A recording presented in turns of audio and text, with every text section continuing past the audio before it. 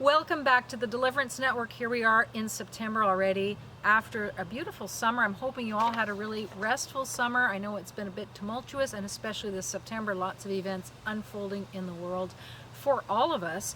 But again, I'm coming to you from the Deliverance Network. I'm trying to offer hope and inspiration and focus as to the things that we can and should be doing to help us grow in our spiritual journey, to stay anchored in our faith, and to stay anchored to the magisterium, and to be a source of inspiration for others in our circles. And so as I share these things and try to offer witness to my own spiritual journey to help you grow in yours, I did have another dream experience. I know they're not as frequent now for me, but this one from August the 29th this summer, so very, very recent. And essentially I was dreaming, I was in an airplane and I was flying, and I was shown this massive hurricane-like storm coming. And I have witnessed to that before. Mark Mallet witnesses to it. Other visionaries have talked about the storm of our times and the hurricane-like experience of it. And there are definitely going to be some difficult events unfolding in the world. And so in this dream experience, I was shown the storm coming and shown like almost dark funnel cloud coming out of it. But I was in the plane and there was a pilot, and the pilot said, "No, I know how we're going to navigate this storm." And instead of, him veering off and taking us completely away from the storm, we were being told, no, we have to ride out this storm, but there's method to do it. And as I was in this plane, the pilot brought it and right into the storm, but kind of flying lower on the radar, as it were. And he was leading us in as we were riding out the storm. But a very pivotal moment of the dream then was suddenly, in the midst of riding out the tumultuous time, we were then catapulted completely unexpectedly into a brilliant, blinding white light time of calm and peace, as if we had maybe emerged into the center or the eye of the hurricane, where there's absolutely silence and no wind. And so then at that point I was given a message that was from the Virgin Mary. And it was an object that was given to me, and I was to open it to read the message.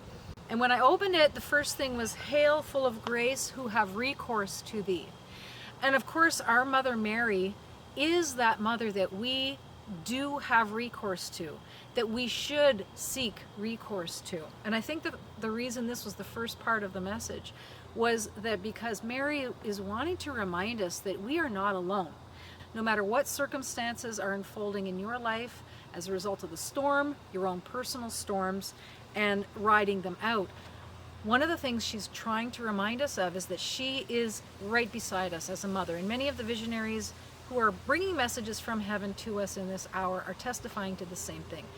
Mary is repeatedly saying, "I am right beside you. I will not leave you alone. You are covered under my mantle. Stay close to me. Stay close to my Jesus. Stay close to the magisterium."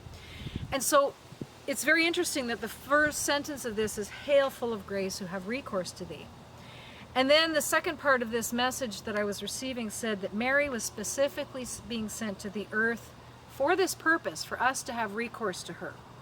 And I've talked a lot about the Virgin Mary over the last couple of years, that we do have to respect and turn to her as our mother, and know that we can't put our trust in wrong hands when we are trusting ourselves to Mother, because she is the closest person to her Son Jesus, our Redeemer.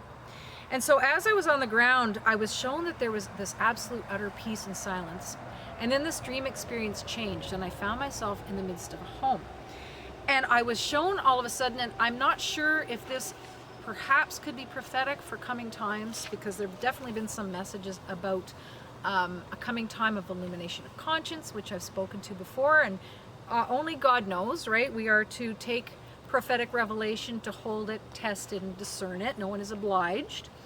And in this dream experience, I was in this home with another woman, and all of a sudden, all of the electronics ceased to work. So no laptops, no televisions, no cell phones, no noise, no outside distraction, and it was very clear that they all completely suddenly stopped working at the same time while we were being bombarded by this light. And the person in the house was looking, going, "What is going on?" Because it was quite a shock. We all live very noisy, technology-infused lives where we're accessing it and hearing it and having it at our fingertips at all times. So to have it all completely shut off and not work all of a sudden, that's quite a big shock. So I wondered what was going on, and I stepped out onto the porch in this dream experience, and I saw people coming out of their homes in the streets, milling, starting to talk to each other like what's going on, because all of a sudden they couldn't communicate through other methods like, you know, tech, cell phones, email, etc. But the most beautiful part of this dream, which I really believe is the grace of God that is coming, was that as I stood there and I saw people were all upset, crying, talking to others about what was going on, I saw an absolutely beautiful, gentle rain start to fall from the sky. And of course, rain and water is symbolic of God's grace. And as I saw this rain start to fall, the rain literally started to sing. I could hear the rain singing, and it was singing the praises of God. And it was so beautiful, so gentle, and harmonic. I can't even begin to describe how beautiful. And I've done a lot of reading about near-death experiences and people who talk about the music they hear there, that the creation in heaven, the flowers, the plants, everything sings with the praises of God, because it's the way we're intended to be. And so as I saw this gentle rain and heard it singing in the dream experience, I knew that this was a harmonic, gentle rain from God, and that was worshiping God and being sent for us. And I was also shown that not only was it singing God's praises, but it was falling on the people as it sang, and it was somehow washing them and cleansing them as they stood in the rain, so cleansing people from sin. And as it was falling on it, it was mingling with their tears. So I really liken this especially to a time of mercy, because earlier in the dream I was shown we would be reciting the Divine Mercy Chaplet ceaselessly, so constantly, for ourselves and for other people. And so, of course, the period of grace that perhaps is to come, that illumination of conscience, God's grace we have at our fingertips now through the sacrament of reconciliation, through prayer, to devotion to the church, to devotion to our faith, is always, always grace at our fingertips. So we don't have to wait for it. And I also saw at the end of this dream experience that after this period of the washing and the cleansing and the silence, that we would be then moving, and some of us would be called with very little resources to be going to perhaps remote areas. So I'll let you ponder this dream experience. There's a lot being said about refuges, etc. on the internet right now, and I don't want to comment on it too much. But what I would like to do is to focus on the positive with you today. What do you need to do? And I've said it before, I'm going to say it again. Trust God. Surrender yourself, your family, to the divine. Do not depart from it. Doesn't matter what is occurring around you. You can't be in a safer place than that. Deepen your relationship with Jesus. Try to pray more. Perhaps Divine Mercy Chaplet, the Rosary, is the weapon par excellence for our times. Will help you and other people. And try to develop community of like-minded believers so that you have support, because division is definitely amplifying in our hour. And try to get to church if you can, especially while your churches are open. Partake of the sacrament of the Eucharist, because that is food and strength for the journey. And do what you can as well to try to stay in communication with your priests and stay faithful to the magisterium of our faith. And if you're not Catholic but Christian, same things apply. Trying to stay free from sin, repenting of sins, staying united with your believers, deepening your relationship with Jesus. And if you are not Christian, Catholic at all, and not even sure God exists, I urge you to say a simple prayer from your heart.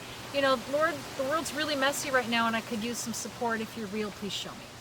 That simple. And I trust you that God will answer that prayer. And pay attention as well to synchronicity.